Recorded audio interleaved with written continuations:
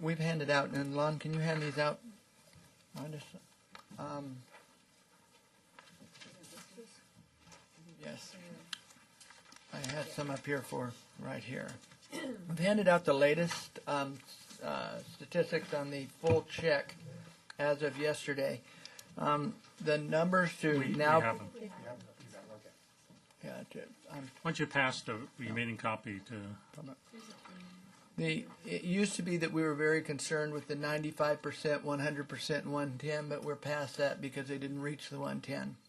So now the key number is a 311 total raw count, and to the far right, the 71.77%. If these numbers hold true, then they would achieve 510,508, and they would have 5,000 more than they need for it to make the referendum or to make the ballot. So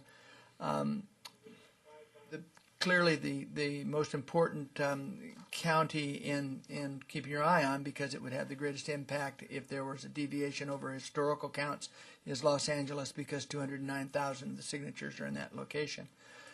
Having said that, when we took the three full counts that have occurred in the past and did their historical average and ran those numbers for you, we found that if they do as they have historically done in the past in full count, our numbers were that they would have 5,000 more than they needed to qualify.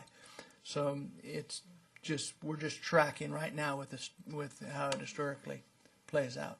Excuse my interruption, Mr. Claypool, but I don't know what you're handing out, and I'm looking under meeting handouts, and so I don't see any reference to this. Either if you could guide myself and members of the public, or advise me that whatever you've just handed out is not on the web, but I'd like to know what it is. It is on the Secretary of State's website. If you go to their election section, and then they've got a section on the status of initiative and referendums, and this is the only one that's still pending a full count, and that's where this information was printed off from. Okay, I just wanted to know what you were referencing, because Sure. I didn't know. I apologize, and you couldn't see my hand up either. So, No, but I do have a video now. okay, now you can see my hand up. So, like I said, if you historically, right now they're trending the way this is trending exactly the way the historical averages have trended. It will be very, very close. You only need one of the major counties to deviate by 2 or 3%, Santa Barbara or San Bernardino, Santa Clara, and then it would not qualify. So we'll continue to keep an eye on this. And I'd ask Marion, anything to add? Not on that. I did send out a brief memo about what happens if the referendum qualifies, what you may or may not do. And just to reinforce that, the real issue is whether you're attempting to influence something that's committed to the electors of the state, and the dangers that would threaten the freedom of the electoral process. So you cannot do anything which could be construed as trying to convince the voters one way or the other on the referendum. But you are certainly free to provide your informed judgment and a description of facts involving the commission, and that is not prevented by the law against using public funds to influence the voters. Marion, I gave a talk last week, and I listed the criteria in priority order, and then I show how the outcome of what we did relative to the criteria. Would that be permissible then? That's perfectly appropriate to describe anything that the commission has done to this point. Okay. Thank you. Question then, would it be allowable to, and I have done this repeatedly, to quote the state Supreme Court's evaluation, famous page 70 of the opinion? Certainly, again, that is a fact.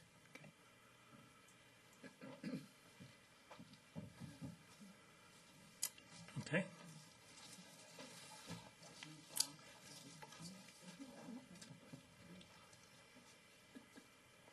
Let's see, item under the legal advisory discussion topic, item number 2, subcommittee report back regarding the status of litigation management.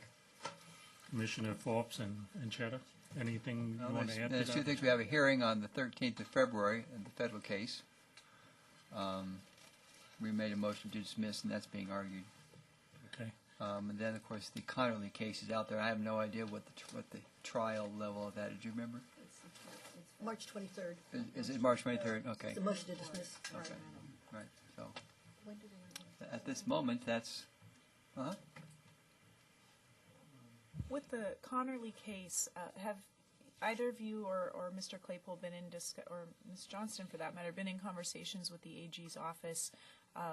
Will the commission have any role in those proceedings? Are we requested to be present during those proceedings?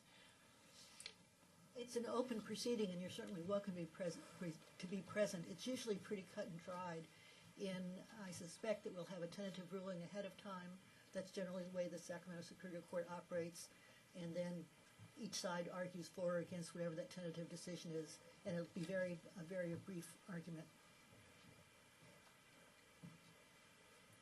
The only contact I've had with him is they continue to bill you.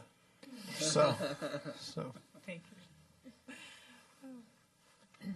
I saw the email this morning from Mr. Brosnahan about the moot court, so to speak. Go into closed session to discuss We're some going of to that. go into Okay. closed session.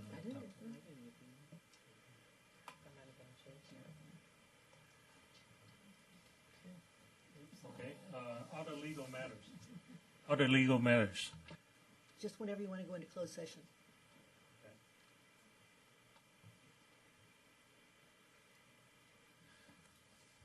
Being a lawyer, I don't know how to interpret the last one. Commission legal obligations and governance matters. It's always on there, and we seldom have anything to discuss under it. That's what I'm afraid of.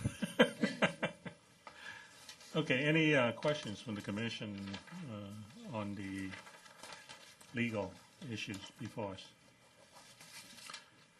All right, at this point, where do we hold the closed session? In this room or in another room? Or? We do it here. If you want to deal with the members of the public first before we go into closed session, that would be fine. All right. What the balance of the agenda is, we're going to go into closed session. I don't anticipate that to be any longer than maybe 10 minutes. Again, that's strictly a guess on my part. And then May I assume that I'll be called for closed session as well? yes. Thank you. Do we want to save the closed session for the very end since the public's here? Because even just a 10-minute. Okay. It's been don't have it. suggested that we hold the closed session after we finish the discussion of the statutory amendment.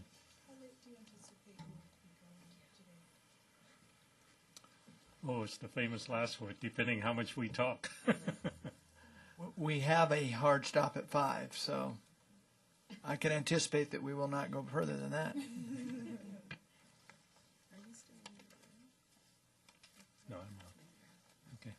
I'll need to leave at about 4, but I would like to be here for the closed session. You should do it now then. It's it's 2:45. As I said, I don't anticipate the closed session to last any more than 10 minutes at the maximum. I have proven to be wrong many times previously. So, Chair, may I inquire whether members of the public have, I know we still have some comment to be heard, right? Okay, thank you. I couldn't see. okay, let me open the microphone to the public comment at this point in time, and then we'll then make a decision as to which item to take up next, the closed session and all the. Good afternoon, Rosalind Gold from Naleo Educational Fund. I don't currently have any comments. I just would like to be present because I'm very interested in hearing the Commission's reaction during your discussion of some of the statutory amendment sections that we presented last night that have not yet been discussed. So I just would like to be present for that. But I don't have any comments right now. All right, thank you. You can stay, Rosalind. Okay, flip a coin. Let's do the closed session. Let's go. let's go to the closed session. Keep it short, and then we can come right back and finish up the rest. Okay, if we're going to stay in this room, then I need to invite Jody. staff and, yeah, she can stay on.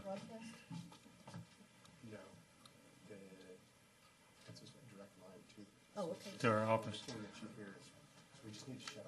Shut off the mics. Go back there. Okay. Yeah, let's take time out to shut up the external mic and the broadcast and invite staff and the public to rejoin us.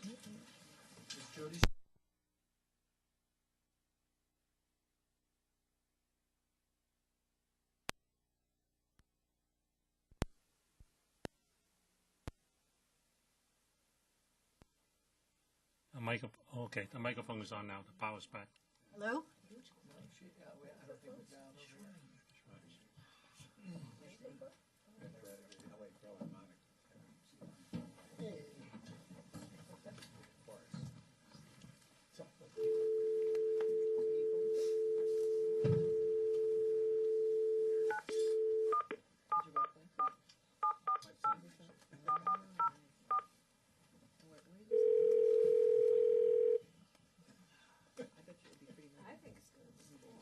Good afternoon, Law Office. Yeah, calling for Commissioner Filkins Weber, please. All right, just one moment. May I ask who's calling? Citizens Redistricting Commission.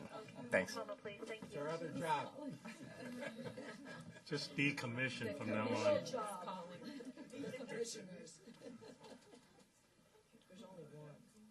Hello. This is decommission calling. We're calling because of the delay on the video. Jody, you have a good gatekeeper. All right, we had a closed session discussion on litigation matter. There's no decision made other than No action was taken. no actions taken. Directions given to the attorneys, contract attorneys, with regard to the up-and-coming hearing in Los Angeles. All right. I have put after the dependent care reimbursement, the Bagley-Keene 14-day as proposed by Commissioner Blanco. So I think we had complied with the Bagley-Keene, not the Bagley-Keene, but the Prop 11's 14-day meeting notice requirement. But we, over the last many months, that's been a burden because we had to delay some decisions because we didn't anticipate the notice adequately and end up having to make serious time adjustments to that. So I believe Maria is suggesting that maybe we should try to change it back to perhaps a 10-day or perhaps some other number of days to give us a little more flexibility. Maria, would you like to elaborate further? Yes, I don't think we can go, well, we'll ask our lawyer, but I don't think we can go below the threshold, below the 10. I mean, up for debate whether we could or couldn't, but so I didn't want to try and get us more. And besides, I don't know that it's good policy to have less than 10 days, but I wanted to align us with that. And I think the discussion we had earlier was very helpful in distinguishing between notice for these meetings and what we're talking about in the comment. And those are really two different things. And I suspect that some of the drafting in the existing law confused those two, and that they kind of got conflated. So I'd like to have us go propose a statutory amendment, because it is statutory, to move us to 10 days notice of meetings.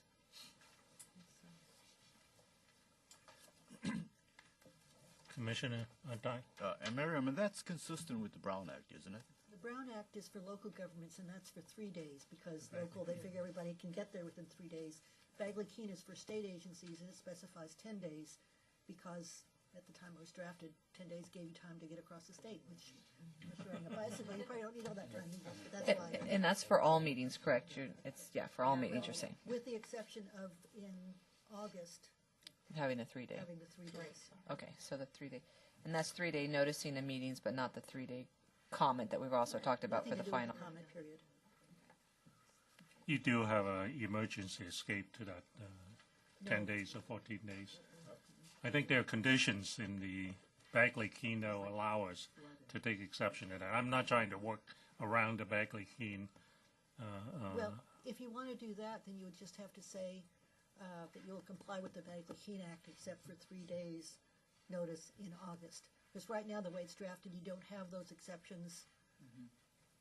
You must always do 14 days no matter what.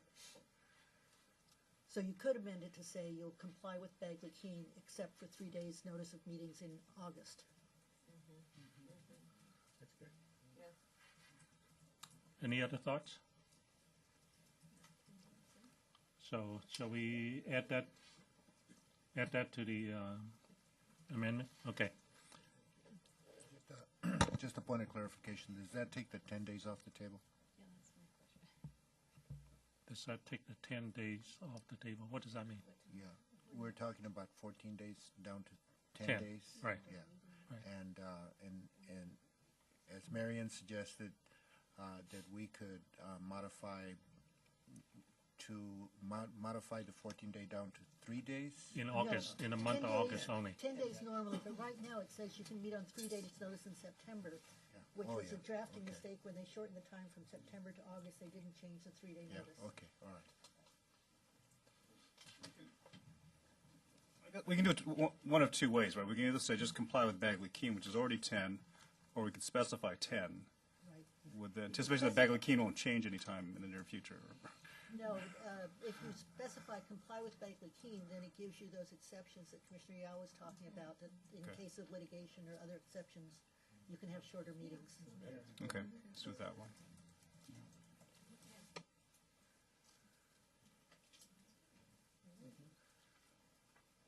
All right, we can go on following the list on table 2, or unless we want to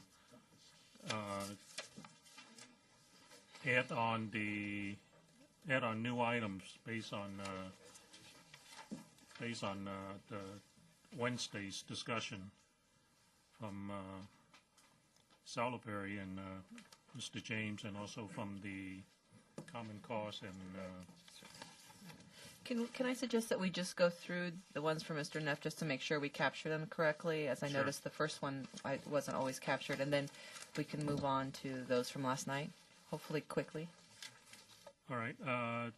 Let's, instead of addressing 1, 2, 3, and 3, let's take a look at the second column and identify which one of those are really statutory first, so that we don't.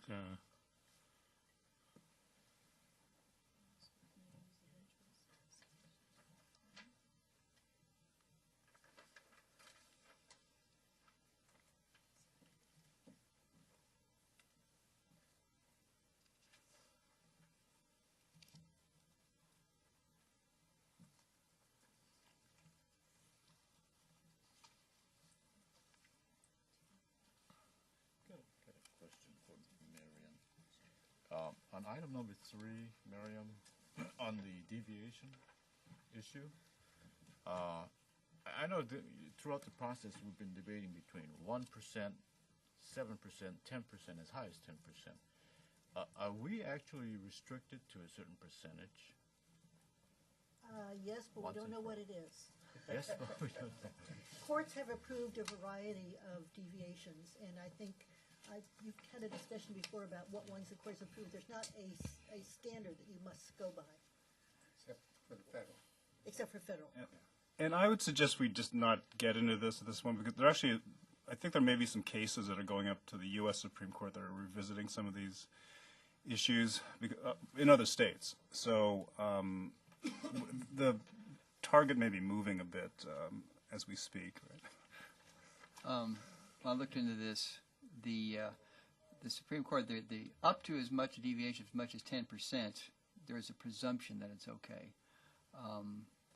Not a guarantee, But the thing that happened with us was that the average population of a representative district in all state nationally is 55,000 people.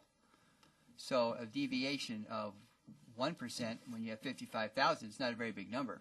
On the other hand, when you have 930,000 in a Senate seat, 10% is a huge. It's a city of 180,000. You could have a deviation of, and so that was sort of the context that we had our discussion in.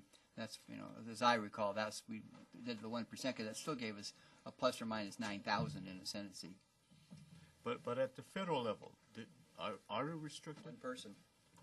For the federal districts, it's one person. Okay, at the state level, then that's where the variation. That's where the variation is allowed, right? Commissioner Yao? Commissioner Weber, go ahead. Thank you. I concur with Commissioner Anchetta. This is not really a policy issue. It's not a statutory issue that we would need to consider for amendment purposes, given that there will be quite a number of cases following this redistricting process throughout the United States. And as such, I think that the next commission will just be required to follow the law, whatever that law might be, applicable at the time of the redistricting process 10 years from now. So we recognize all of the discussions that we've had throughout this entire process regarding population deviation, but it will come down to just simply what the court may or may not direct us to do, or the next commission to do 10 years from now. Thank you. Commissioner DiGiulio? Yeah, so basically, I think it's from what I had pulled from Mr. Neff's letter and the discussion that we'd had at the end of our Culver City meeting, it seemed to be the one thing that was potentially statutory was that of communities of interest. And I had the sense from the commission's discussion that this was not something they wanted to change. But other than that, I didn't see any of the other issues he had raised as things for statutory at the moment. Is that correct? If so, then we could probably keep going. Okay, let's go on to the next page. 3B. Yeah, that's what I just had mentioned Oh, right there. okay. So All right. I think then what we should turn to is, do we just want to go in order of last night and discuss the issues that? Sure. The other suggestion is we could skip. We have just one community member that stayed here the whole time. We could, for the sake of not having Evan Let's Gold go ahead stay and here pick- the whole time. Yeah. Okay. Okay. And then I'm sorry, Mr. Claypool, did you have something to say too? Okay. So if we remember that what I had asked Ms. Gold last night was beyond the recommendations that we've already discussed, the one that we haven't discussed so far was those issues related to the conflicts of interest being applied to the commissioners. And those fell into two main categories. The first was regarding contributions of over $2,000. The recommendation was to remove local candidates in the wording. And the second was to reduce the period of disqualification regarding conflicts of interest from 10 years to 6 years. So those are the two issues if we want to take a stab at either the local candidates' contributions of $2,000 or more, or the disqualification from 10 years to 6. Is that correct, Ms. Gold? Okay. Well, let me speak first from somebody who has been through the campaigning process for local elected officials. $2,000 contribution is a very large contribution. Most of the contribution that comes to local candidates in terms of tens and $100 would be considered a high contribution. I may be from a small city and money,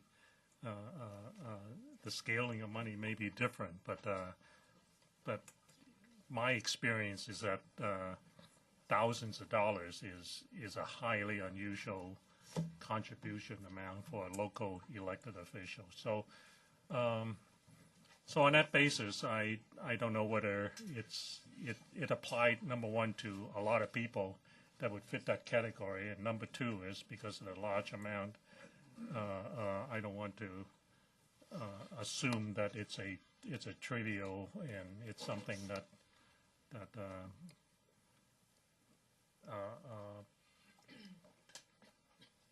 shouldn't be judged based on its own, as compared to trying to saying that by itself is a hindrance to to keeping somebody off the commission. So that's my input on it. Mr. Commissioner Forbes? Yes, I would concur with that. I also, at the local level, $100 is a significant contribution. That's real money at the local level. But also, I go back to the thing I said last night. Let's say 6 years ago, I make a $10,000 donation to someone who then becomes a member of the assembly because they've become mayor of XYZ town and they just use that as a platform. So I think that is a potential conflict that I just don't want to go there. So I would leave the $2,000 limit in place. I have a question. I apologize I was not available at the last night's presentation, but what was the purpose of making the recommendation to change this amount from 2,000 to 10? No, that wasn't the thing. The issue was whether the $2,000 limit that we currently have in place should be lifted. And my example, no, that's a separate one. Mine was simply to be an example of where I think that you could have, if you lifted the contribution limit at the local level, you could still potentially have a clear conflict of interest that I don't want to. No one gave a specific amount to raise it to. It just was the idea was to lift to the $2,000 amount. Okay, in other words, remove it. Right. Okay, so what was the purpose behind making the All right, since Ms. Goh is right here in the room, let me ask her to take a couple of minutes to... As I had mentioned last night, we understand that automatically disqualifying individuals if they have contributed to federal or state candidates makes very much sense as an automatic disqualification because that does serve as kind of a proxy of people who have partisan or political biases or leanings. We felt that one could very much distinguish people who made contributions to local candidates, such as races for school board member, races for city council, races for mayor. We felt the reason that that should be distinguished and that those people should not be automatically disqualified is because there may be circumstances where family members or friends of somebody who's just running for the local level, that is their way of getting involved in civic engagement, community involvement on issues just affecting localities. These are not races that are partisan races. And I think I also mentioned that there is a bit of an anomaly where if you are willing to give up your local elected office after your service on the commission, you can serve on the commission. You're not automatically disqualified. But if you contribute to a family member or friend who is running for that office, you are automatically, over $2,000, you're automatically disqualified. Okay, thank you. I would just like to say that I don't believe that amount should be listed at all. Primarily, and I can give prime examples. I live in Norco. Norco's a little town of 11,000, 12,000 people if you don't count the prison, and I'm involved in the local elections. And I've seen in Corona the local city council people move on, and they are running presently for assembly seats. And that's precisely what a lot of local city council people do, is similar to precisely what Commissioner Forbes was raising. And so I feel that there could be the appearance of impropriety if we overlook those types of contributions for those individuals at the local level who do aspire for higher positions. So I just wanted to understand the purpose and on the recommendation, but my thoughts personally are that we do not change that particular provision in the law. Thank you. All right, Commissioner, there's been a number of voices against making any changes. Are there any supporting lifting of the 2,000 contributions? Okay. All right, let's go on to the next item then. And again, just as a review, was to reduce the period of disqualification due to a conflict of interest from the prior 10 years to prior 6 years. And again, can you advise me as to what the purpose was? And maybe Ms. Gold can go ahead and give us the background again. Yes. As we did our outreach to Latino civic leaders and civic leaders from other underrepresented groups about issues that would or would not be disqualifiers for serving on the commission, what we found is that many civic leaders, especially if they're young, at some time early in their careers may engage in certain types of activities or take on certain positions as part of, gee, I want to see what I want to do with my life. I want to figure out what my career direction is. And so that going back to 10 years, back a full 10 years for these kinds of individuals, especially if it was just a very short amount of time. For example, 10 years ago, somebody worked for 2 months for a state legislature. That automatically disqualifying people for those reasons was turning out to be a big issue for many of the younger civic leaders that we talked with, and as well as their family members. Our feeling is that you can still ask for disclosure of this information, and you can still have the applicant review panel take people off or reject applicants under the ability to be impartial standard, but that again automatically disqualifying people going all the way back to 10 years for all those activities we felt was turning out to be a deterrent, and we did not feel that you had a significant risk from any of those people of there being partisan bias or political bias that you couldn't otherwise capture through disclosure and through the application of the ability to be impartial standard. Was there a specific rationale for why you arrived at 6 years as opposed to 4 years, 8 years? We wanted to look at what we thought was a reasonable period. We felt that 3 or 4 years was probably very, very close in time. And so we just sort of looked at, okay, from talking to people, what their life experiences were, that is how we came up with 6 years. Yeah. I just have a point of clarification maybe for Marion. Is the way it's written right now, what part of this is actually in the statutory amendment and what part is in the regulations? Because I ask this partly because I believe I like the idea of disclosure, but not necessarily disqualification to some degree I think is very appropriate, but I'm hesitant to lift that. I think part of what this commission's strength is that there's a really strong conflict of interest application to all these, but I'm wondering if it's in the... It is in the statute, 8252A, 2A, within the 10 years immediately preceding the date of application, either the applicant or any member of his family shall have done any of the following, and it lists all of those. Yeah, I think one of the issues I can see how a family member, one of the examples I think Ms. Gold had raised was, a daughter who within the 10 years works for a couple months for somebody, and then so that mother then is disqualified, or a family member is disqualified. I'm just wondering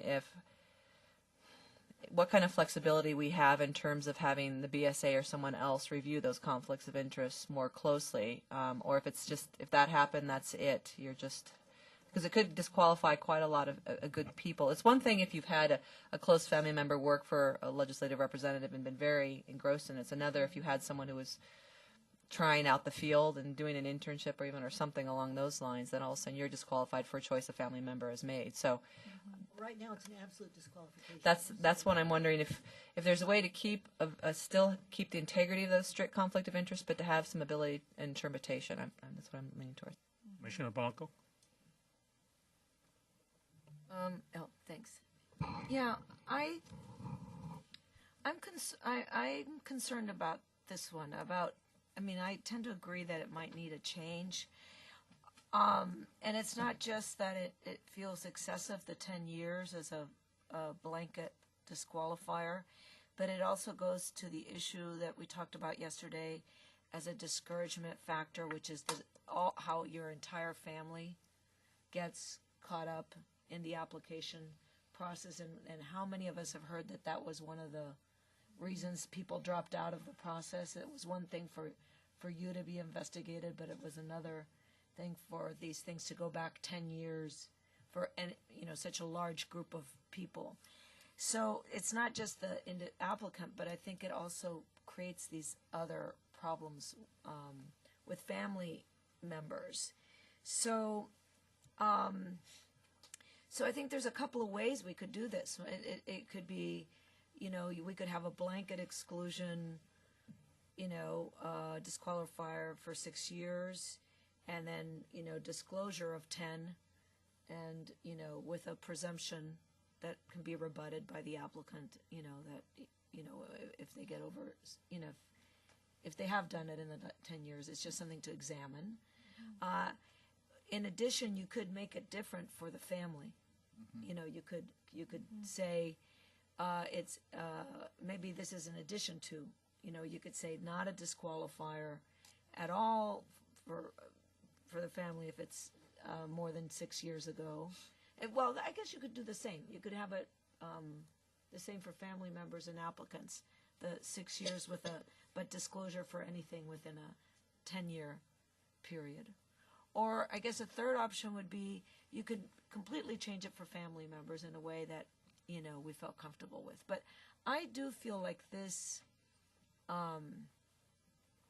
is a bit of an overreach. It does worry me that somebody who did one thing 10 years ago, or whose relative did something 10 years ago,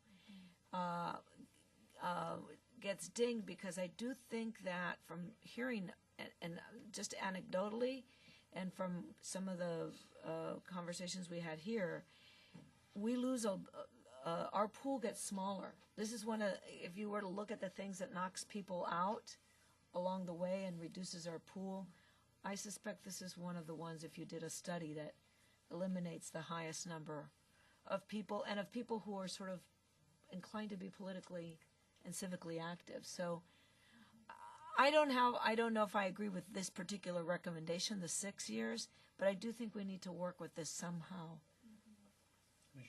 Yeah, I agree. I think you can draw a distinction between the applicant and the family. Now, the one thing about the 6-year thing is I could have worked for a senator for 4 years, 6 years ago, before I applied. And that makes me uncomfortable, frankly.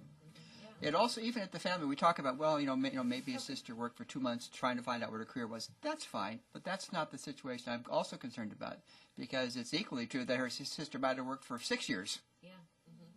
If we loosen this thing up, or be a career appointment and just retired. I mean, so I think that looking at the minimal case is not the right way to look at this thing. I do think there might be a way of looking at distinguishing between family and applicant. But I think that there's reasons for why this is there. Commissioner Malloy. I think in the spirit also of how we've dealt with this in regard to our hires that we've had to consider, I share many of the same concerns. I think we've all seen the pipeline that goes from the local level many times all the way up to the federal level with elected officials, and so I want to be cautious about that. But I could see there being a gradation of review that sits with the Bureau of State Audits for some of these gray areas where I think we might lose some really talented candidates because of a technicality in there somewhere, particularly as it relates to the family members. The strictest scrutiny I would want to apply to the candidates themselves, which would involve a bit more work on the part of the BSA, honestly, because then they would have to do some additional review of these candidates who fell into that category. But I am willing to entertain that. If I may, Mr. Chair, whenever I can get in the queue. We'll get to you in a minute. Commissioner Baraba? I like the idea of the 10 years for full disclosure and then 6 years as disqualification. And the reason is that it gives somebody a chance to see what was going on. So in the case of the example that Stan used, if you were working for a state senator and he's still in office and you did that 6 years ago, I would look at that differently than if, in fact, it was a different situation. So if the BSA have a chance to see the background but then have the 6 years as the disqualifier, I think that would be really a nice way to handle it. Commissioner Filkins-Weber? I'm afraid I completely disagree. I don't feel that there's any necessity whatsoever to change this particular provision. I do recognize the issues on how much this affects the applicant when they are investigating parents, children, siblings, and in-laws and having to identify those family members. But first of all, I don't feel that this is a technicality. I don't feel that the necessity to remove these types of individuals from the pool in any way diminishes the potential number of individuals that could be eligible applicants. I mean, look at the quality of the pool that we had for this commission itself. I think in any way, shape, or form that we try and make any changes to this particular provision only is done so in order to allow individuals whom we know might exist right now to somehow get on the commission and influence the commission. From my perspective, this commission exists to be a citizens' commission. And in doing so, we want to eliminate any of these individuals that are listed here. I think it should be kept 10 years, and I think that the standards have been set, and they've been set for a purpose, and there's no necessity. I don't hear a necessity other than trying to broaden an applicant pool, but we don't and should not be interested in broadening an applicant pool to allow these individuals to be on the commission. And I think that that thwarts the intent of the Citizens Redistricting Commission. And so I see no purpose in changing 10 years. I see no purpose in changing any of these aspects of a potential conflict of interest because they are conflicts and they are true conflicts of interest. And I see no reason to change the family issue except maybe as to in-laws. But even still, I think that immediate family is not too overly broad either. So I disagree. I don't believe that there should be any changes made to this conflict of interest provision. Thank you.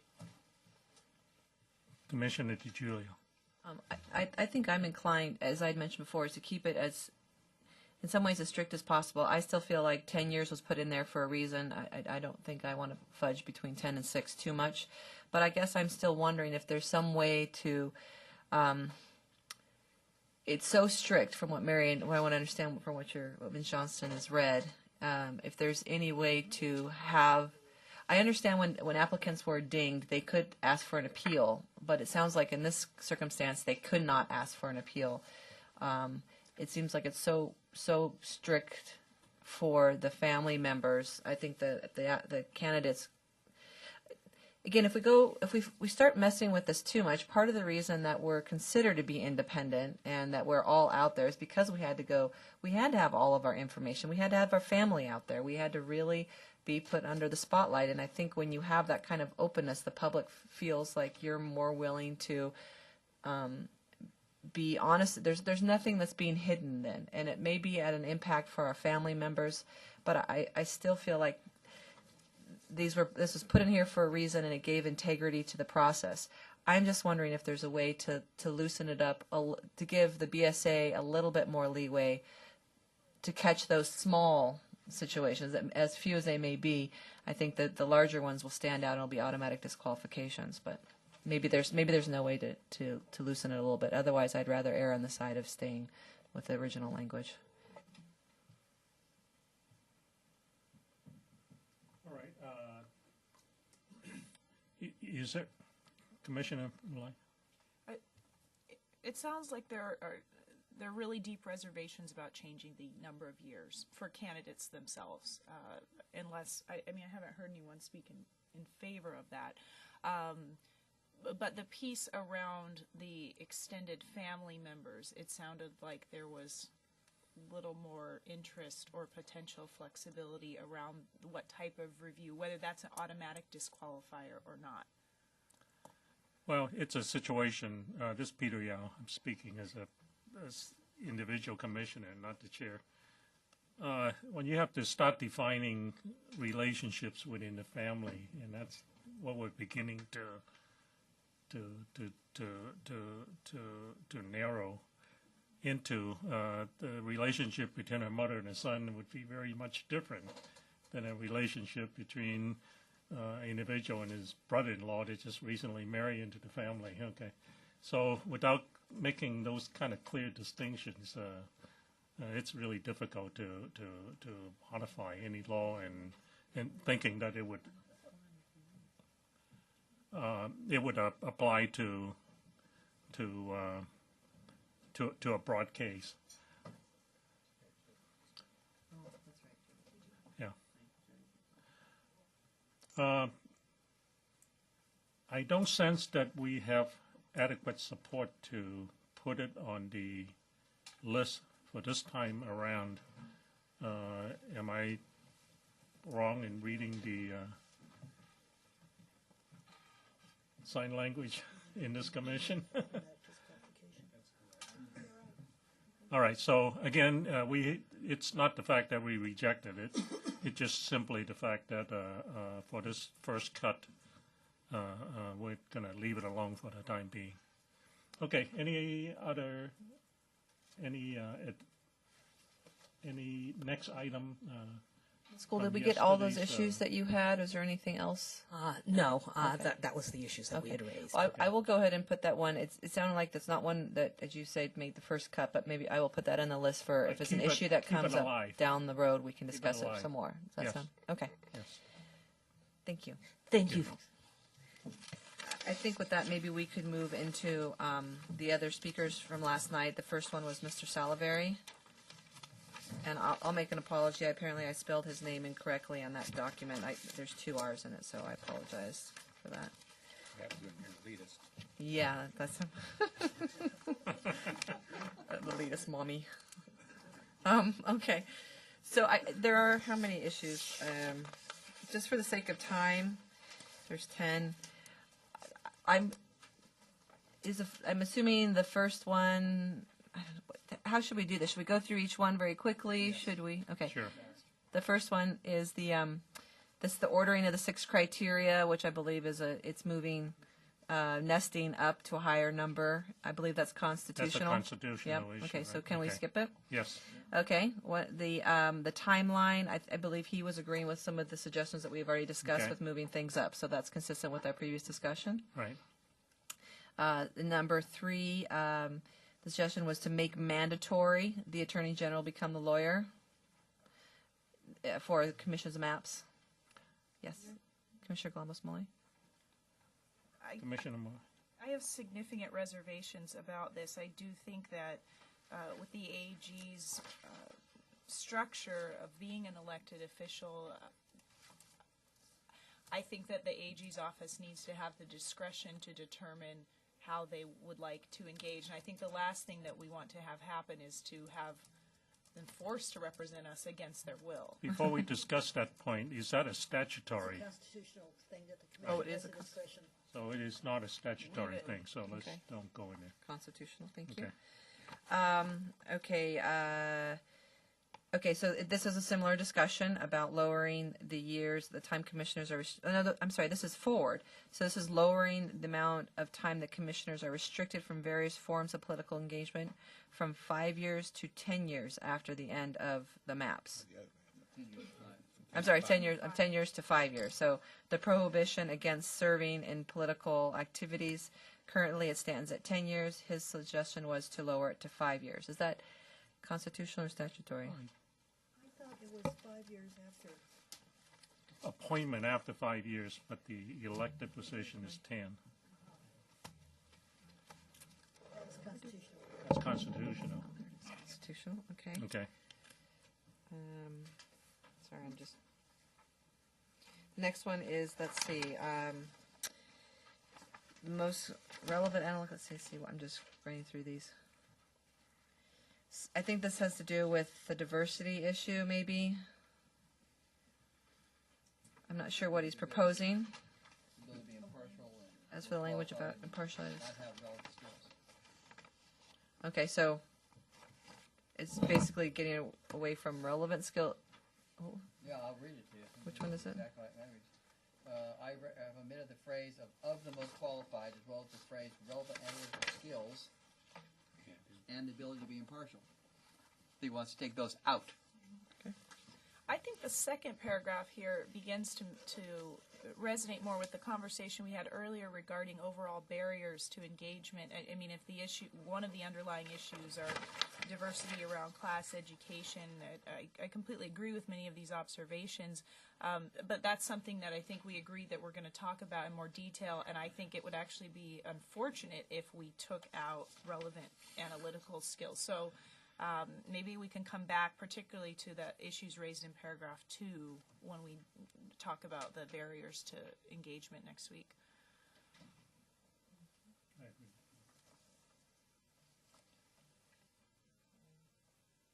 Let's see.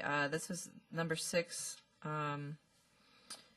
That citizens' input hearings be fully recorded and transcribed, and this was the issue of commissioners having their information transcribed and not the public.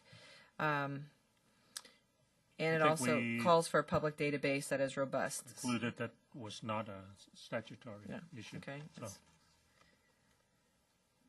Okay, and I'm not sure if this is a statutory either, but this is the communications, all email and phones be through state-issued material. That's policy. That's policy.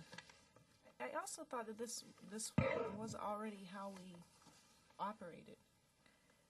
So, I mean, there were a few people that did not have. I mean, you use your own personal computers or your own personal. that's right. Yeah. Okay. Though I'm not sure how that would differ because even for anything that's related to CRC, even if it's on your personal thing, it's discoverable. It was actually an effort to save money for the state.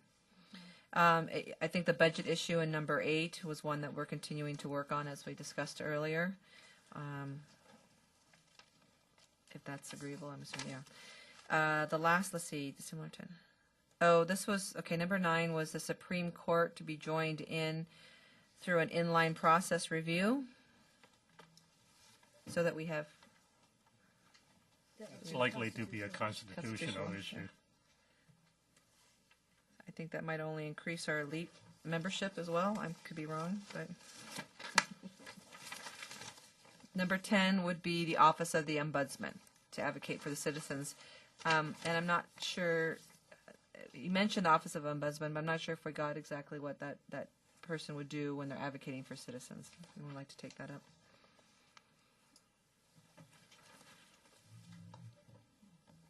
Mr. Claypool?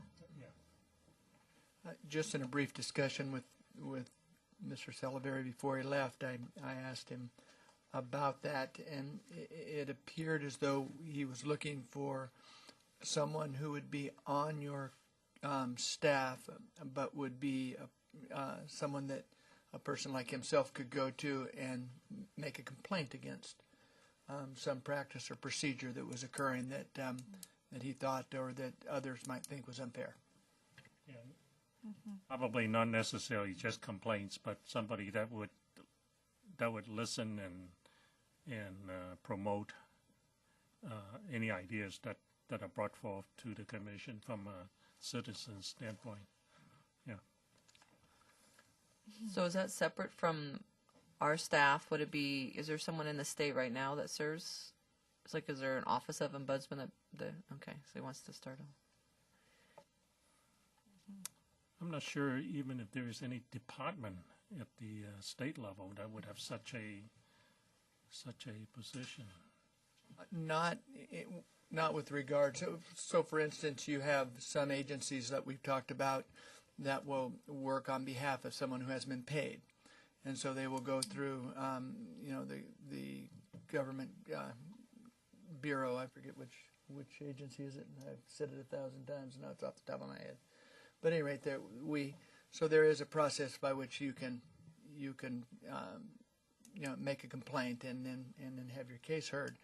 In this particular case, and the reason I said the complaint, I believe that for many of the things that Mr. Salaberry brought forth, particularly the issues of the slow turnaround on the videos and so forth, that he felt like the next commission would benefit for having someone that could present his view, so that he believes that they would be heard. Now, I would tell you, from staff standpoint, we heard all his views and we explained to him we were turning him around as quickly as we could. But I think that's the genesis of this. Yeah, I agree with the desire, but I'm not sure from a budget standpoint that would be a priority for me to spend money in that area as compared to all the other needed areas. So I'm not willing to put that on the budget list or anything else as such. Commissioner Forbes? I concur, but I have to take issue with him. I don't agree with him. I think that, in fact, this commission we heard everybody's complaint, and we addressed them as best we could within the ability to deal. I don't think we need an ombudsman, because I think the nature of this commission is to be open to criticism. Well, one possibility that would fall more in the realm of policy suggestions. I think it's an interesting concept and intent, but I do feel like in an ideal world, we want to be creating a commission that is acting as its own ombudsman and able to, with staff work to resolve any issues that arise. So I wonder if that's something that can be incorporated into a future subcommittee's role or somehow internalized if this is perceived as a gap on behalf of the public, but without needing statutory. We'll keep it alive on the working list, but not address it as a statutory issue then today. Okay. Commissioner Robert? To Commissioner Loy's comment, I mean, that certainly could be something that could fall within the public information because, in essence, you're getting feedback from the public, and you want to make sure you record it and then how you responded to it. I might point out that in particularly Mr. Salaveri's case, he acted as his own ombudsman. I mean, he never missed an opportunity to stand up and make himself heard, and this commission always offered the public the opportunity to be heard. Okay, I think the next one, before we go on to Mr. Wright, I see Ms. Coppell in the audience. I wanted to make sure, as I had understood from the issues we talked about last night, other than the,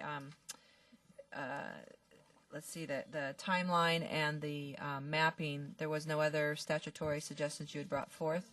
Okay, I just want to make sure since you're in the audience. With that, maybe we could discuss Mr. Wright's letter or hymnal timeline that he so... This booklet. Yeah, that he put together. Should we just go through each one of those?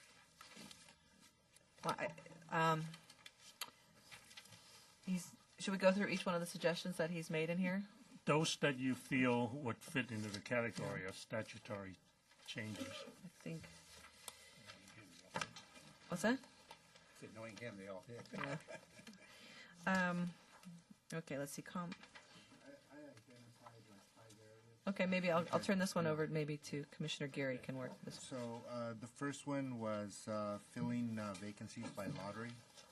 That was, and there was some discussion. I think when the questions by the commission related to when that lottery, whether that lottery was appropriate, and then he responded that perhaps immediately some immediate vacancies should go into application of various criteria and to ensure diversity. However, for the long run, that a lottery would be more appropriate, would be quicker, and in his words, at that point, all you need is a body on the commission. So that was the first one that I noted.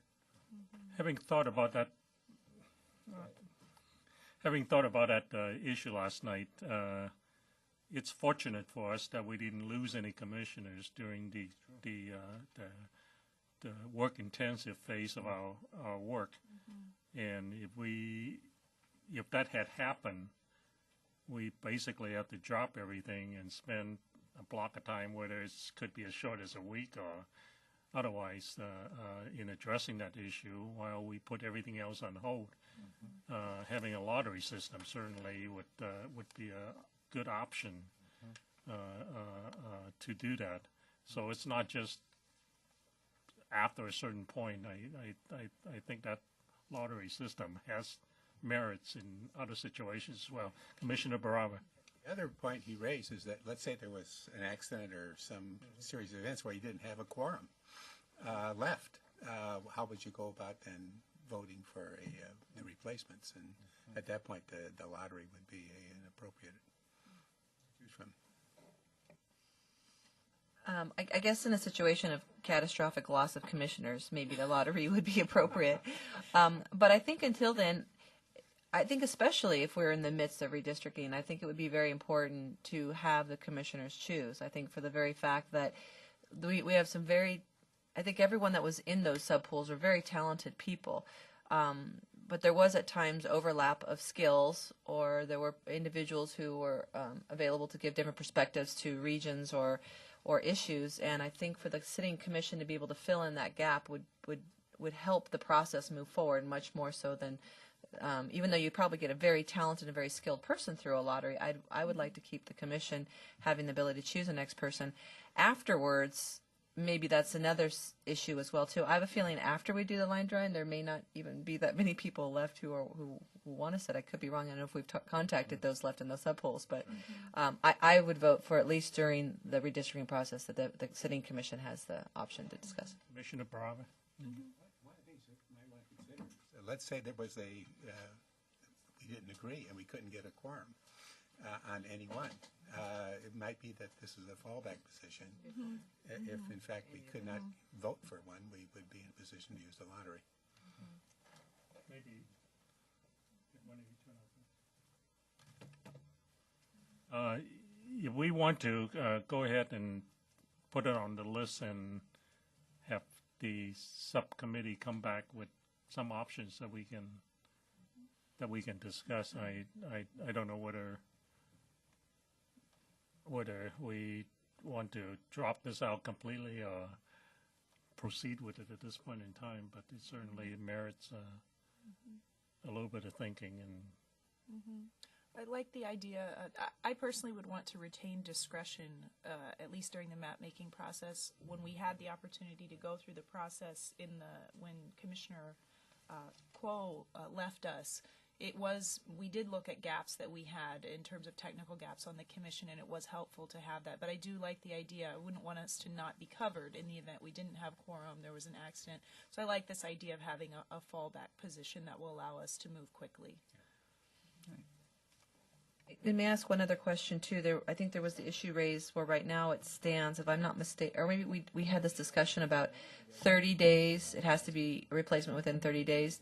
Can we change? We had some discussion about that being the case if we're before the maps are done, but then after the maps are done, maybe we could expand that beyond 30 days. That's what he proposes. Yes, so that's the other aspect. It's not just the lottery part of it, but that we expand after the maps are complete, that we give ourselves, I don't know how, I can't remember, I think maybe did he say up to 6 months to pick a replacement? So I want to see how use the term as soon as practicable. Yeah. Does anyone have any opinions on if we should change that 30 days replacement?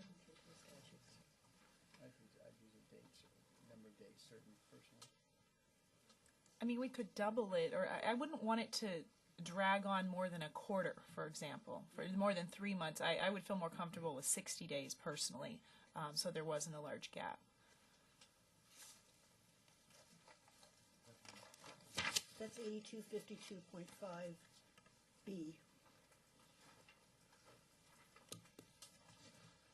And again, that would be just after the maps have been drawn for the replacement. Okay. All right. I sense general concurrence on that particular item. Okay. Next item. One other thing that he brought up was, and this is minor, I think on page 7 down at the bottom, where it says that you would draw from the party, and he mentioned the sub-pool. So that's pretty minor. On page 8, he goes to the issue of veracity, where he said, we need some kind of a certification. There was some commentary about whether that required an oath, a signed oath, et cetera, et cetera. So it just seemed problematic, given that we can't even ask for individuals to identify themselves at this point. And I think that's just standard for commissions, that you really can't force somebody to divulge their name or other related information. So the question of veracity seemed like it was undoable in my view. I'm not sure whether the commission agrees. Is that a statutory item? Number Yes, one? it is. It is, okay.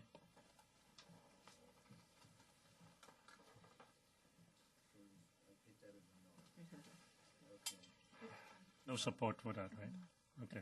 Could I go back to your prior issue, though, that you did mention? Because I think I would like to check in with everyone on that page 7 when he had said that the issue of the chair and the vice chair shall not be the same from party to subpool, because his suggestion was that currently all the others are declined to state, so they are all one subpool.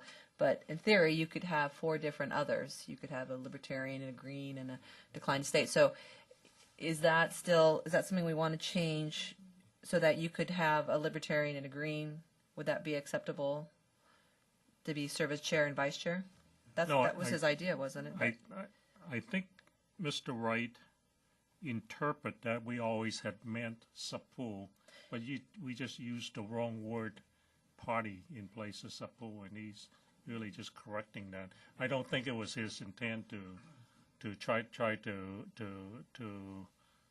suggest that 2 person from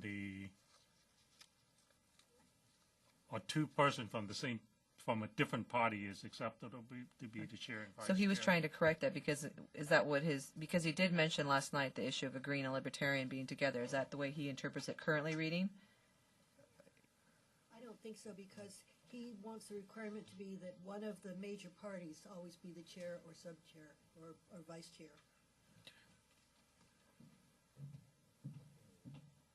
So that would mean that one of the 2 has to be a Republican or a Democrat at the present time.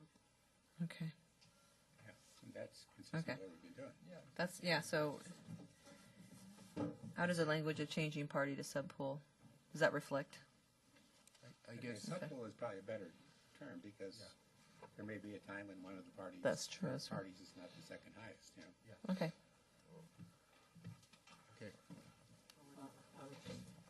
And this assumes that, because it's written major party, second major party, and those remaining, because the Democrats and Republicans may not always be the major party and the second party.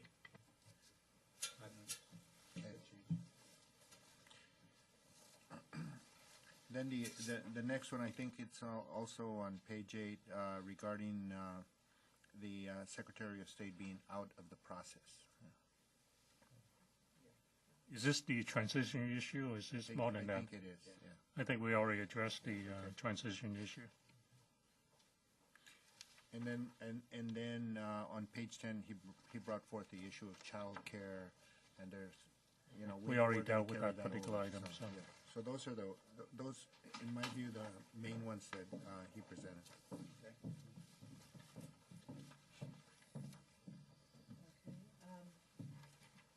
I think with that, we've gone through all the people that have come before the commission, or organizations that have come before the commission to present their issues or their ideas, suggestions for amendment, statutory, constitutional, or otherwise.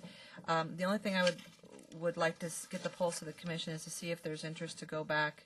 I'm looking for the document for the issues that may be related to the advisory committees that have made recommendations. Commissioner Geary and I were looking at some of those. It looks like a lot of those have either been covered or they were posed as questions. I'm not sure if the advisory committees feel like those have all been addressed, and or if there's something that has come up that you'd like to put into this initial From my list. recollection, when we were discussing those topics by the phone conference, I think we were able to reach some consensus as to which direction that we were leaning. If I'm not correct in my recollection, then I think we probably do need to spend a few minutes discussing it. But my memory serves me that we were able to kind of set a tone as to which direction that we wanted to go on each of those subcommittee recommendations. Anybody have a? I know you all have better memories than I do, so.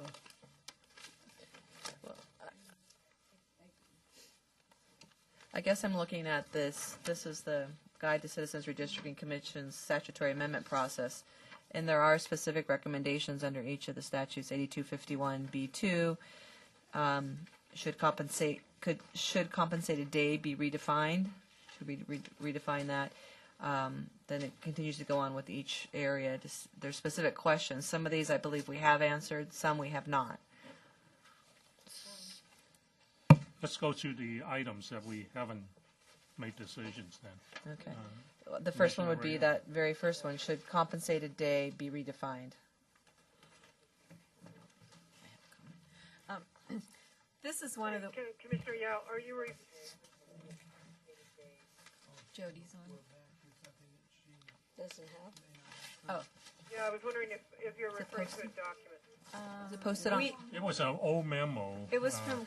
We have this in Culver City It too. was posted as a meeting handout, Commissioner, from Culver City, and it should be under the posted handouts under the topic Guide to Citizens Redistricting Commission Statutory Amendment Process.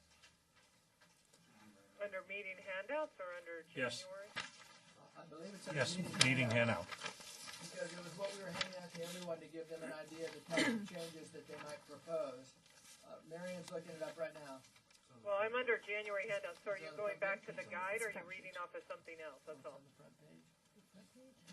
Wait a minute, we're looking to see what's on the front page. The other question that I Check had the home is, page. I recall that, I think it was after the December meeting that we were, each advisory committee was, or subcommittee was asked to prepare a document, send it to Rob. And I'm assuming that Commissioner DeGiulio, you've received legal subcommittees, I guess, summary of the highlights that we discussed in our subcommittee. Because, for instance, that the first item you had mentioned about a day and what a day means for compensation was among the legal subcommittee, and I was just trying to pull that up. But I just wanted to confirm you had that, because I was going to review it myself and see if there were any other issues that we had not discussed in today's. I think what Mr. Wilcox had done was taken all of those recommendations and put it together in this guide to the CRC statutory amendment process, and it is on the home page. Commissioner Filkins-Weber, if you... Guide to the Citizens Redistricting Statutory Amendment Process, that's where you're going back to right now? Correct. Yeah. On, okay, thank you. Yep, on page 2, on the top is where we're starting. I believe that's where Mr. Wilcox and Commissioner Raya put together the summary of the advisory committee questions. Okay, just trying to follow you. Thank you. Okay. Okay. Okay? So, all right. Okay, so with respect to compensated day, I think that may be one of those things that we don't need to do anything about, and we can let the next commission decide how they want to do it. You do already have a guide for the next commission in your policies and procedures. Okay, the next one would be 8252A. Should the timeline for the selection of commissioners be moved earlier? I believe we've discussed this already. Okay, so G, should pool in the first sentence be changed to subpool? I believe that was Mr. Wright's suggestion. Was that location? Yes. Okay. G would be, should the language regarding racial and ethnic diversity be amended? I believe we discussed that already. Correct? Okay. 8252.5, the timeline being changed, there should be a period to fill vacancies to be extended after August 15th in years ending in I'm 1. sorry. Excuse me? Yes. Sorry, because I'm on the delay because I can't hear very much. You're going kind of fast, so I just wanted to back up. 8252G about the pool and subpool is not Mr. Wright's issue. It was actually mine. So I think some of these first ones are the way that I had categorized it from legal subcommittee meeting. So I just want to clarify this. I don't want us to run through this too quickly. That's why I'm trying to follow along, but I've got this delay in here as well. So just real quick, 8252G deals with an issue where in the beginning of the sentence it says that no later than December 31st, 2010, and every year preceding blah, blah, the 8 commissioners shall review the remaining names in the pool of applicants. So in other words, this is referring to the first 8 commissioners selecting the next 6 commissioners, and basically it was just a mistake because they used the word pool instead of subpools. Right. So this is not Mr. Wright's issue. Mr. Wright's issue was changing party to subpool. So it's just a nuance and minutia in the statute that was raised by legal subcommittee. Is there any disagreement with that? Before you can see what I mean, because in the next sentence, Correct. it describes the process that 2 from the remaining subpool of applicants registered with the largest political party, and then 2 from the remaining subpool. In other words, it continues to refer to the subpool because at that point, in December, we are a subpool and no longer the larger pool of applicants. So it's a little ambiguous as to what the first 8 commissioners are supposed to do if you don't change the word pool to subpool. Well, I think it might be better to do it as sub-pools. That would refer to the 3 specific sub-pools of applicants, and you draw from each of those 3. Sub-pools, plural, Correct. rather than using pool. Yeah.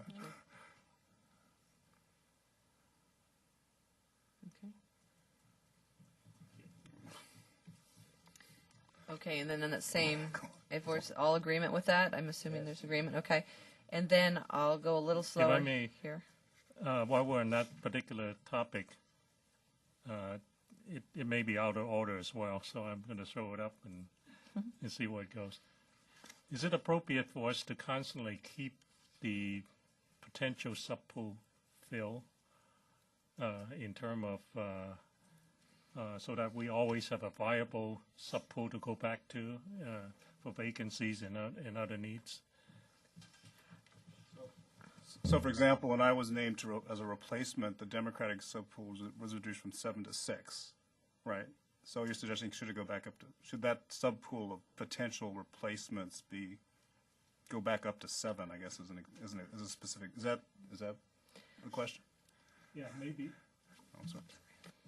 Maybe when a pool is excessively low, this commission has a responsibility to basically get that pool, make that pool, or fill that pool so that it's a viable pool for future applications. If I may, right now the statute says 8252.5B that if none of the remaining applicants are available for service, the state auditor shall fill the vacancy from a new pool. So they let the pool go down to 0 and then create a new pool, so that would be a statutory change. Maybe the change I'm looking for is instead of allowing it to go down to 0, is to try to take action prior to it going down to 0. Dan? I believe that we're going to have to float that one by the Bureau of State Audits, but there is a significant cost in firing that machine back up and going through the applicants and reestablishing the pool that I think that might be prohibitive, and that's why it was conceptually decided to go to 0 and then replenish from there. Yeah, that was my only comment, is just the cost, but also, and I think that as a management issue, I do think we should send an annual letter to the remaining members of the pools to see, are you sort of still, do you have any conflict of interest? Are you still live in the state? Are you alive? I mean, so we know that when we get to 0, because right now we have no mechanism of determining when we get to 0. And I think that in terms of, I don't think we necessarily need to create work for ourselves unless it gets down to 0. I just think it's time and resources. We know it's 0. But that's what I'm saying. I agree with Stan. I think so, but I don't think we need to keep it at a minimum level of 5 or 7. I think. Okay, I apologize. I'm out of order, and I redirected the attention of the commission. So please proceed. Okay, so we are back on, just to keep up for Commissioner Filkins-Weber, on 8252G. Should the language regarding racial and ethnic diversity be amended? I believe we had that discussion. Okay. Moving on to 8252.5, it was regarding the period to fill vacancies be extended after August 15th in years ending in 1. If anyone wants to claim that.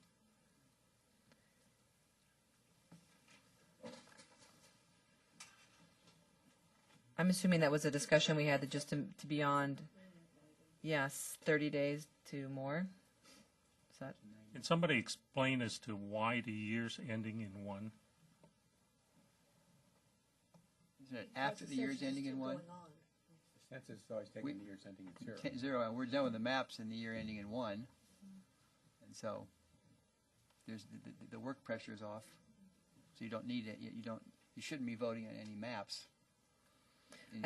I think we had the discussion to move it from 30 days to what I heard Commissioner Glamis-Malloy of 60, maybe 90.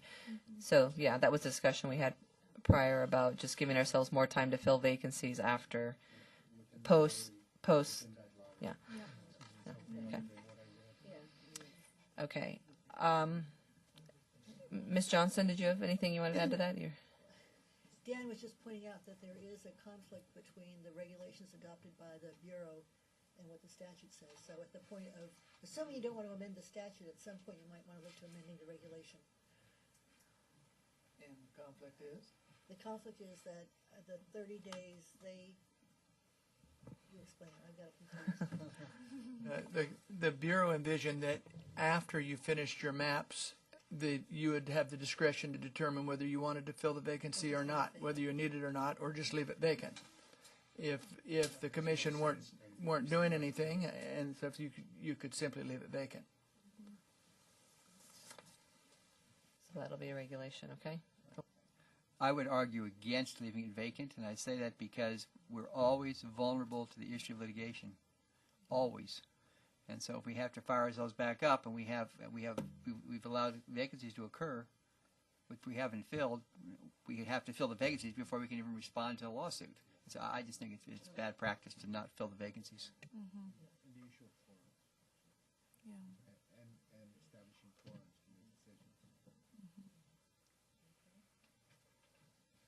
All right, the next one would be 8253-1. Yeah, the 14-day public notice shortened to 10. I think we were discussing the noticing versus comment period, so that's been a discussion. Agreed? Yep. Commissioner Filkins-Weber, are you still there? Jody? Yeah. Okay, just checking in. Yeah, I'm sorry, I'm on delay, so I heard Jody on my phone and picked up. So it's easier for me to hear on the computer. It's much louder than on the phone, so that's why there's a bit of a delay if I interrupt you and you've already discussed something I forgot. I apologize. Continue. Just checking. Okay, the issue of September being changed to August, I believe we've made note of that.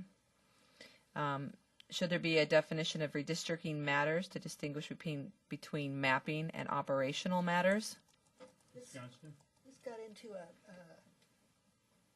refinement we imposed upon the statute because as written it makes no sense. It means you couldn't tell somebody you're on the redistricting commission, literally. Right. And so the way we interpreted it was to say you couldn't discuss redistricting decision-making, mapping decision-making. So you could either consider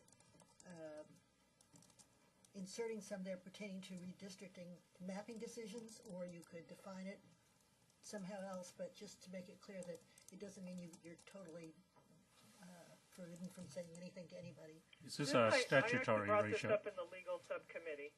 I don't mean to interrupt, but if you're finished, Ms. Johnson. Yes. Because we did discuss this constantly as to what constitutes redistricting matters. If you take a look at the statute under 8251, and this is just the manner in which lawyers and legislatures put together in groups, obviously, there's a number of definitions under 8251, which, it talks about what constitutes a day, what does panel mean, what does qualified independent auditor mean. So there's a possibility that you could put in an additional definition as to what constitutes redistricting matters as stated in 8253A3. So do we want to do that? Do we want to entertain what this really means? Because we did limit it to, discussions about mapping and line drawing what's interesting is I don't recall hearing anything from the partners, or what people are referring to as our partners, as to what they really meant, and I don't recall actually if they've done this, what they really meant by redistricting matters. Did they really mean to prohibit us from having what we consider ex parte communications outside of a commission meeting with members of the public, or anybody for that matter, about anything that has to do with redistricting? Or did they really mean, taking information about mapping? I think this is an important issue for us to consider, and maybe in the interest of time, if the commission is interested, we could consider potential definitions that we could add into 8251. If I could suggest, it might be cleaner just to amend the redistricting matters, because anyone just reading that statute is going to read it overly broadly, and it really makes no sense. You can define it so that it makes sense, but it might be simpler just to change the language. True. Yeah, I don't. Yeah, I'm open to anything on that regard. If the commission is so inclined to agree that it is vague. So, Ms. Johnson, were you suggesting that we would say definition, instead of defining redistricting, you could just say a distinction between redistricting mapping decisions and redistricting operational? I would suggest changing the language of subsection 3 to say communicate with or receive communication about mapping decisions. Mapping what? Mapping decisions or something broader like that, but to narrow down redistricting matters. See, and this is always interesting when you're going to try and substitute vague terms such as redistricting matters with other potentially vague terms. Because I think the idea isn't just redistricting decisions, is it? It's incoming redistricting issues too. But that's a lot different than talking. Pertaining to mapping decisions. But is it just someone came to you, mapping decisions? It really isn't. What if you're at a meeting and we take a break and somebody says, "Hey, I really want you to draw the lines around neighborhoods X, Y, and Z." I would suggest you tell that person that's a suggestion that needs to be made in open session. Well, that's what we've been doing, and that's been our practice. But that's not a mapping decision necessarily. That's well, it affects a mapping decision. Commissioner Branco? Commissioner Branco? We also had things like people wanting to talk to us about our consultants we were hiring and about our lawyer. There was other business. Now seems like ancient history. That was, where there were a lot of people in these rooms trying to influence our thinking, and I don't know. Would we say that's? I would say that was a redistricting matter. So I'm not sure I would want to limit it to maps. I wonder if this might be an item where we put it on the back burner and try to get some insight from the groups as to exactly what they meant by redistricting matters, so that we go from there. And just as an alternative, we might just want to leave the language as is, and then just through regulation specify matters that we think ought not to be communicated to us outside of hearing, and then whatever we don't list there would be okay. This is another way to go. All right, so not addressed it during this first cut? I think it does need to be addressed. I think we just recognize that it's something that we might want to change. I think we all agree that it probably needs to be changed, or the change either occurs through further definition under 8251, or the change occurs in 8253A3 itself, or as Commissioner Anchetta just suggested, the change occurs through regulation. I think the reality is, I think we all agree that it does need to be changed. So I understood that this process was to identify those things where there will be changes, and then we'll go to a second level as to which process we agree and what the further details would be on that change, unless I misunderstood what we've been doing all day. I think Commissioner Geary and I will go ahead and put that as a note that we'll move forward with that, with both those options. So the next one would be an issue we haven't necessarily talked about, but whether we should put a statutory amendment that the chair and vice chair must be seated on a rotating basis. Let the next commission decide for themselves as to how they want to operate. I don't think it's our business to tell them how to organize.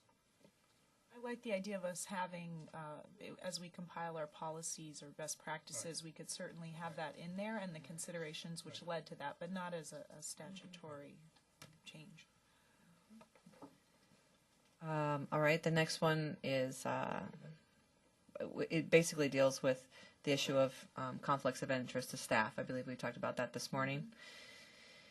Number 7, should the words, quote, any maps be amended to specify that this is only applicable to maps approved by commission vote and ordered release for public review and comment? I'm trying to get the context for this. Let's see. This was about the display of maps. Does anybody know what section that was again? 8253, 7. A7. Is it A7? Oh, it doesn't have an A.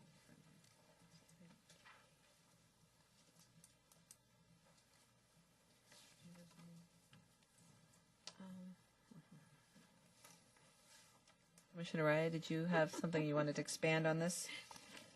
Trying to remember what we just talked, why it came up.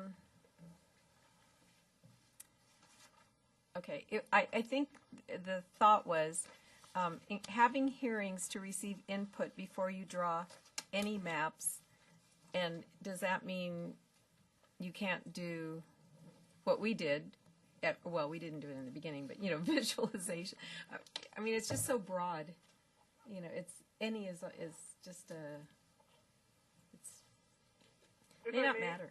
If I may, I thought that the intent of this was to just make sure that the outreach and the solicitation of broad public participation occur before you start thinking about drawing the lines. I think that that's what the point was.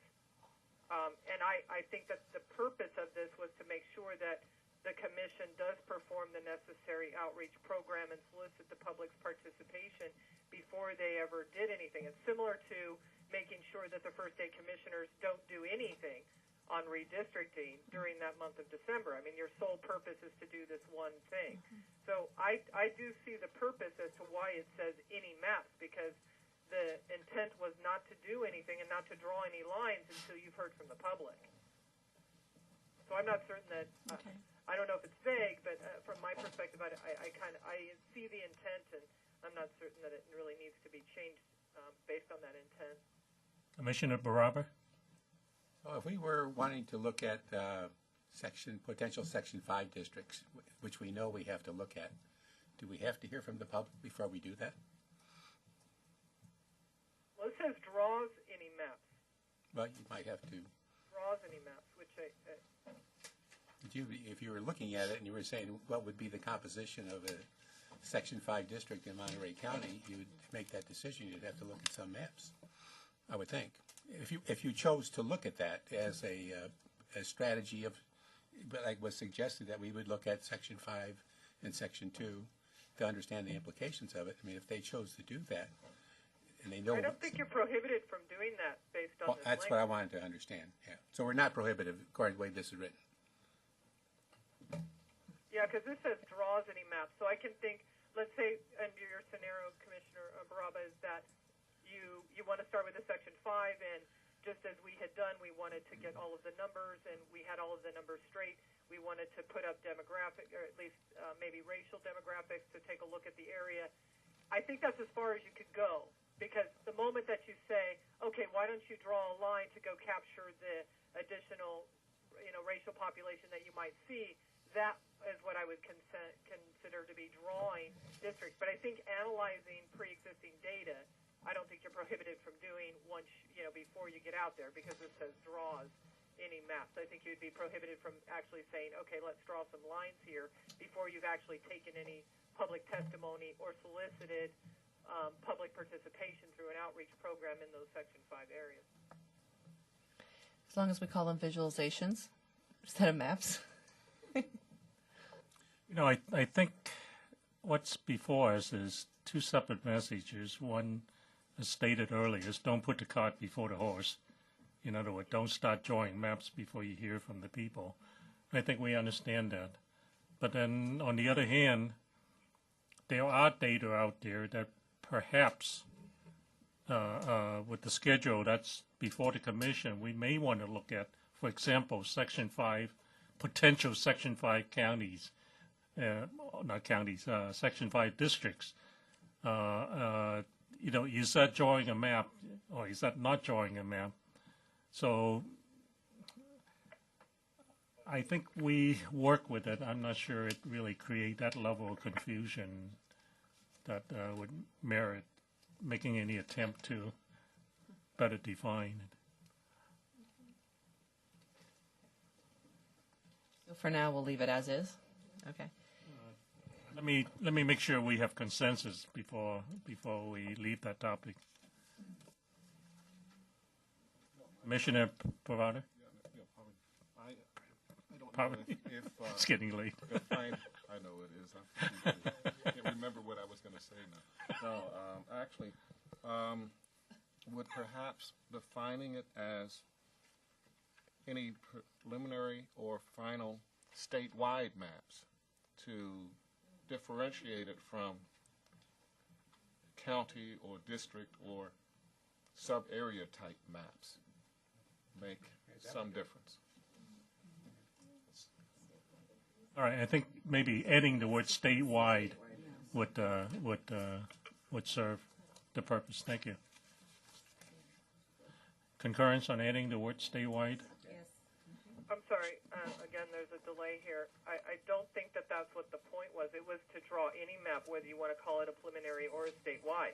It wasn't limiting it to what we're now considering a definition at the end of this process.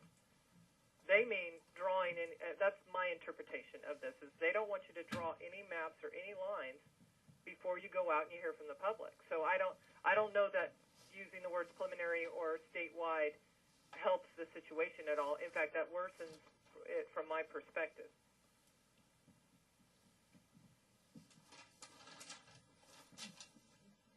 We can't do anything until we have the census data in terms of quote-unquote drawing lines. But drawing an area, whether you call that a map, a non-statewide map, or other terms for the purpose of analysis, that should be allowed as compared to be prohibitive from the wording of the guideline. Why should that be permitted before you've entertained the broad public participation as identified in this particular section through an outreach program? Why would the commission itself be permitted to draw lines before hearing from the public? Based on everything you know, Commissioner Yao. Commissioner Barava? Well, because we also know, and not only hearing from the public from previous, but we also know there's a law that says we have to be prepared to deal with this issue. And this doesn't mean that's going to be what the final map is, but it gives us insight into the implications of what happens when you have Section 5 districts that are going to be addressed. And it seems to me you'd want to be prepared when you go through the outreach program to be able to communicate that to the people who are talking with you. Well, I think looking at the data is not the issue. The issue is when you start to draw a map based on that data before you go out to hear from the public. Again, we're just kind of going around and around. I think looking at the data, looking at maps, looking at what we need to do for Section 5, and even looking at areas throughout California that potentially could be subject to Section 2, just based on what we've looked at on racial, demographics. None of that appears to be prohibited here. It's when you start drawing that first line is where I think that that's what it's trying to prohibit here before you've gone out to hear from the public. That's all. Commissioner DeGiulio. I guess I'm inclined to think that if I go back to what probably the intent, the reason this was put in was it would seem to me that the drafters thought that it was very important for the public to have a say. Even if there's some things like Section 5 and maybe even Section 2 that wouldn't change much regardless, I think it's the idea that the Commission is saying we want to hear from you first before we start drawing because we want you to know that we're listening to you. So I think it's maybe not so much the practical application, but what it's saying to the public is that we won't start doing anything because we don't want this to look like we're operating on our own. We are operating with you as a partner in this. That means we hear from you first. So I think the only exception would be if we were drawing maybe some Section 5 districts, but I would imagine we can get those going pretty quickly while we still listen to the public. That would be I think the integrity of the intent of the drafters is probably worth keeping as is. Okay, so no changes to...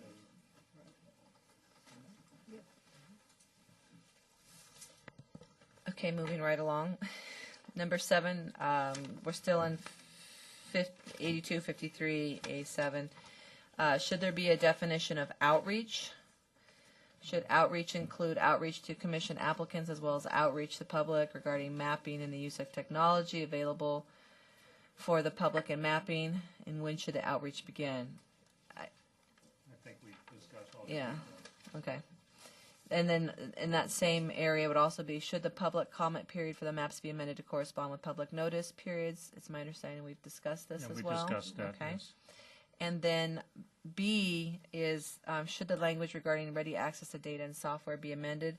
This was the issue where the legislature, it's in there, it says the legislature needs to take steps to ensure a complete and accurate computerized database, and I believe they had wanted to give that back to the commission, or there's a discussion about where that should land, so maybe Mr. Claypool wants to make a comment on that. Only in that I believe the legislature will address that particular issue with you in the negotiation that you and Commissioner Getty will have. Okay, then we're moving on to 8253.5. Should personal, quote, personal expenses be defined to comply with state per diem rules? And that's maybe one question, but the other one was should childcare be added as allowable personal expense? I believe we've addressed that issue. So the first sentence, I'm not sure if there's anyone that would like to address the state per diem rules. I feel like this falls in the category of we will be coming back to this in short order. At this point, I'd like to retain flexibility as we look at the different barriers. There may be something in there that falls outside of traditional state per diem rules, but that we would want to incorporate. Okay, I'll put that as an issue that was an ongoing one that we'll look back at.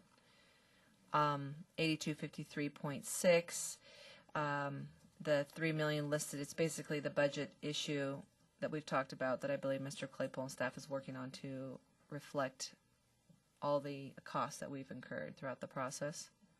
Is that correct? Okay. The other one was, should the commission have delegated authority for procurement and contracting? I believe we agreed that that was something we wanted to have, up to $50,000. Right, we'll address it for procurement, and again, our recommendation will be that you keep the contracting portion in place because of the cover it gives you. Okay, so I think beyond that, were just some constitutional amendments that were put in here for our recommendations for future. So with that, I think we've talked about many of those that have been brought forth. If there's any commissioners that have something that's been left off. Not so much Commissioner left Fox? off. Just a couple of things. I would like, as I talked about, as we discuss or think about the barrier issue, I would invite comments. How do you see this? Who's being barriered? What are the barriers that you perceive? Because clearly, I think we have we'll come up with a different list. The other thing is that when you sit down with the legislative folks, I would suggest, and maybe we come off this letter that went out to all the commissions and boards and what have you. This is not an idea that I can claim, but it was mentioned in Culver City how Arizona has an Office of Commissions, and that may be something that we want the legislature to look at, not so much just in our context, but in a broader context of all the commissions, because they're not going to get rid of all 300 commissions and boards and what have you. But once they've got rid of whatever they're going to get rid of, they could then create this office that may still make for a better, cheaper, more effective administrative way of handling the various commissions and boards. And I'd just like to have that idea, raised with them when you meet with them. Jeet the Canary? Disagree. Okay. That's it. Any additional additions to the statutory amendment? I think your plate is, oops. We had, under F&A, when we did our first pass at proposed amendments, we had one that was cleanup, but I think that this is shorthand, but it was to add to 8251 the definition of a compensated day, but I think that was what we had discussed earlier about suggesting in policy. Okay. Then with that, I think we have hit everything that F&A originally suggested. Okay. With that, our next meeting is likely to be a phone conference on or about the 9th. And I think there's a great desire on this commission to address the, what was the term that you just used, the reimbursement issue? The barrier issue. The barrier issue.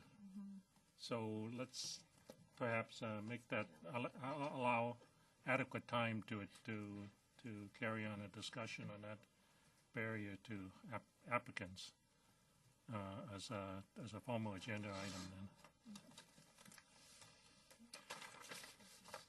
All right, with that, entertain a motion to adjourn. Anyone who can make it, welcome at the store at 6 o'clock. All right. Okay, I'm gonna run. Thank you very much.